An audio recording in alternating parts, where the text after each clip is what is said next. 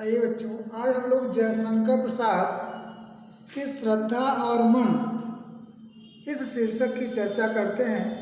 ये मानव के विकास की मनोवैज्ञानिक कहानी है। मानव का विकास किस प्रकार हुआ उसी की मनोवैज्ञानिक कहानी पद्य के रूप में इन्होंने वर्णित किया जयशंकर प्रसाद ने। जब देव संस्कृत का पूरा विनाश हो जाता है प्रलय के बाद, उसके बाद कैसे कैसे मानव संस्कृति विकसित होती है, इसी का मनोवैज्ञानिक वर्णन जयशंकर प्रसाद जी ने किया है। इसमें क्या है, श्रद्धा और मन दोनों के संयोग या मिलन से मानव संस्कृति का विकास होने की चर्चा इसमें की गई है। श्रद्धा जो है वह एकांत निर्जन स्थान पर मनु को देखती है, टहलते हुए कहीं से आती है और वहाँ मनु को बिल्कुल शांत चुपचाप निराश बैठा हुआ देख करके उनके मन में, श्रद्धा के मन में उस मनु के प्रति कुछ जानने की जिज्ञासा जागृत होती है। उसी का वर्णन करते हुए इसमें जयशंकर प्रसाद कहते हैं, कौन तुम? श्रद्धा के द्वारा कहलाते हैं। श्रद्धा मनु महाराज से पूछती है, कौन तुम? यानी आप कौन है या तुम कौन हो? संस्कृत जलनिधि तीर, संसार रूपी सागर के किनारे तरंगों से फेंकी मणि।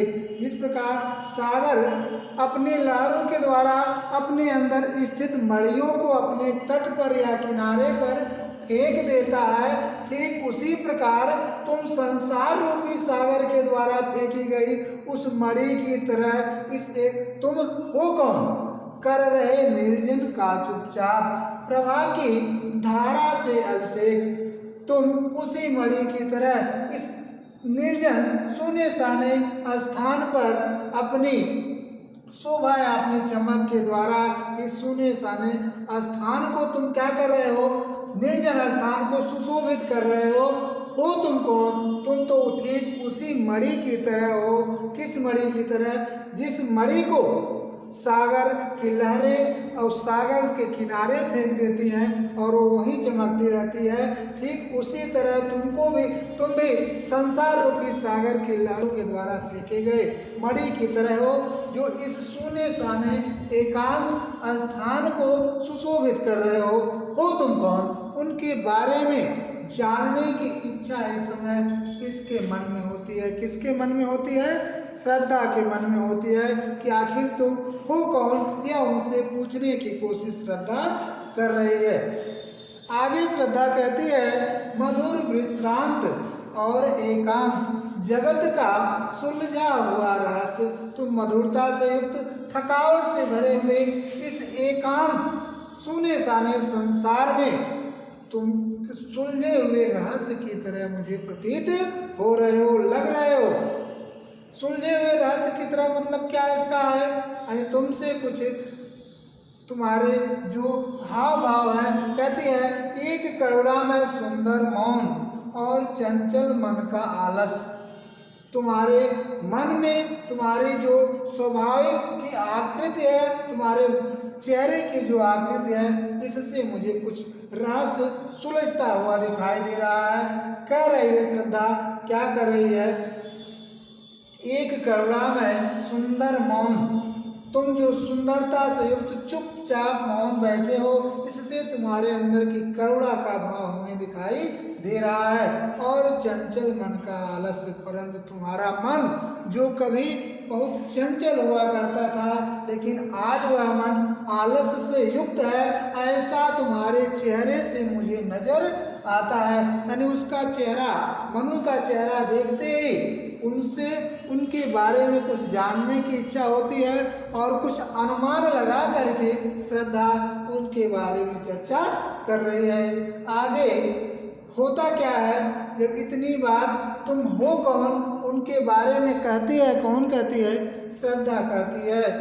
तो उस बात को जब मनु जी सुनते हैं तो उनको उस आवाज़ को, श्रद्धा की आवाज़ कैसी प्रतीत हो रही है, कैसा लगा श्रद्धा की आवाज़ को उस सूने साने एकांत स्थान पर। मनु जब उस श्रद्धा की आवाज़ को सुनते हैं तो कैसा उनको लगता है वह श्रद्धा की आवाज, उसका वर्णन इसमें किया गया है।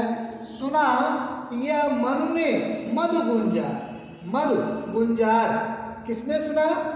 सुंदर भंवरों की तरह गुनगुनाहट की गुनगुनाने की जैसी आवाज किसकी?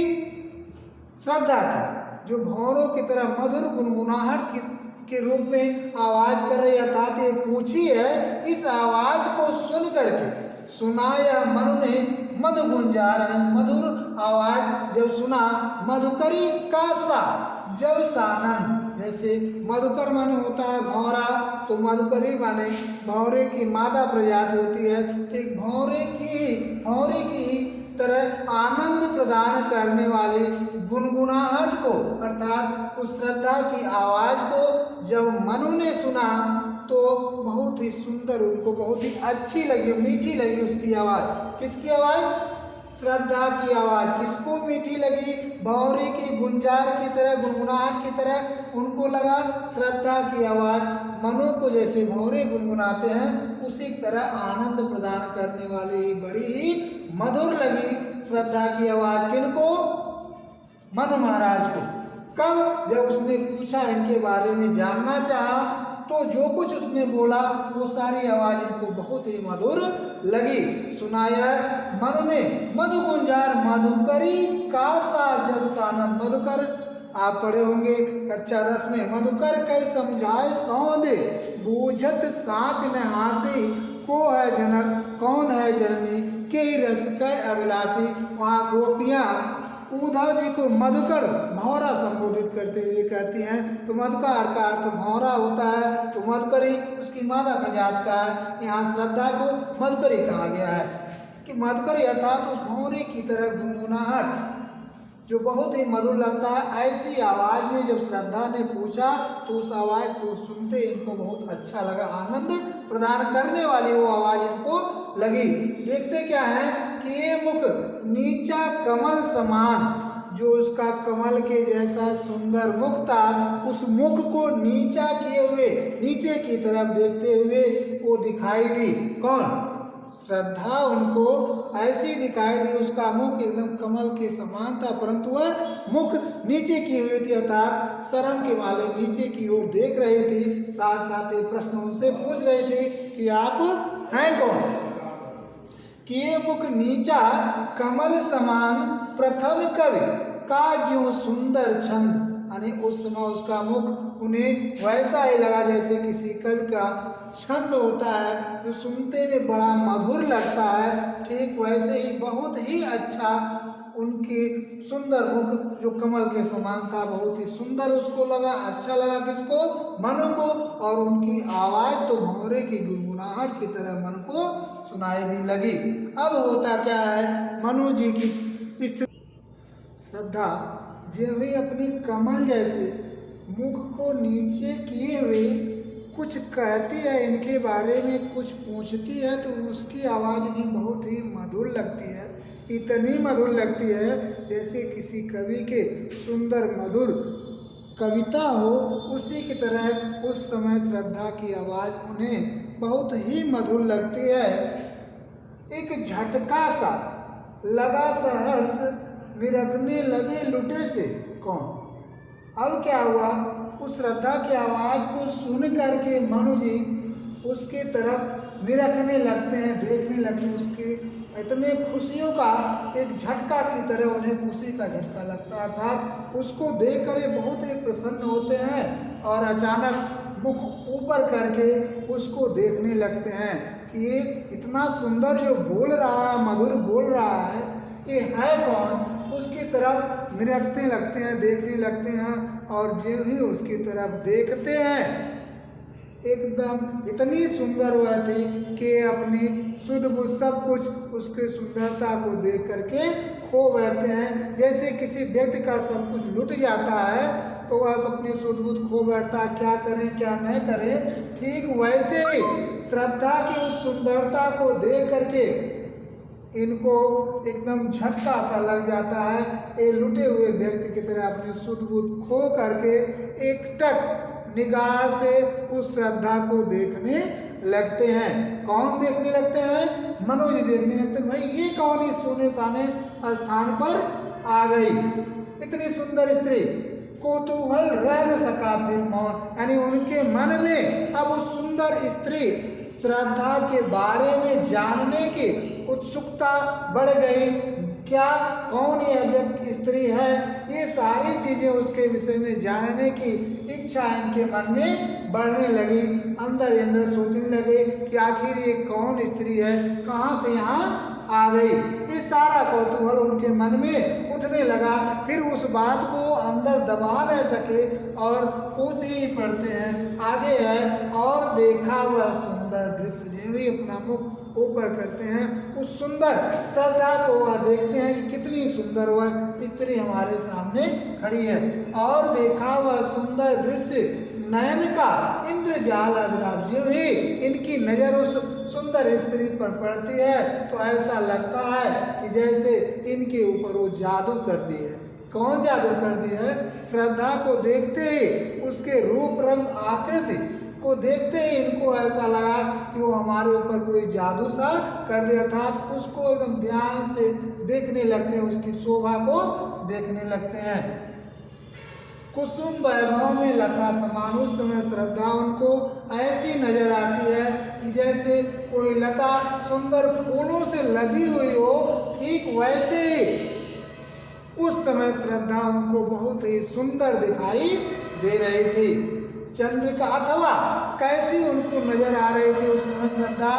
चंद्रिका से लिपटा घनश्याम, अथवा जैसे कोई बादल हो चंद्रमा की चांदनी से लिपटा हुआ हो, उसके अगल बगल घेरा हुआ, ठीक वैसे ही वह श्रद्धा उस समय उनको दिखाई दे रही थी। हृदय की अनुकृति बाह उदार, एक लंबी काया उन्मुक्त, उन्होंने देखा क्या कि उन्हीं के सामने एक लंबे शरीर वाली सुंदर स्त्री, बहुत ही जिसका हृदय पवित्र और उदार नजर आ रहा था। देखने में लग रहा था कि ये बहुत ही पवित्र मन वाली उदार स्त्री है। जैसे उसकी काया है उसी के अनुसार, जैसा उसका शरीर है उसी के अनुसार वो बहुत ही क्या है, उदार हृदय वाली है। ऐसा महसूस होता है किसको? मनु महाराज को। किसको देखने पर? सामने जो खड़ी श्रद्धा, उनके बगल में जो खड़ी थी उसको जब ये देखा उन्होंने, उस लंबी शरारे शरीर वाली श्रद्धा को, तो उनको देख करके उनको लगा कि वास्तव में हृदय से बड़ी क्या है, उदार है।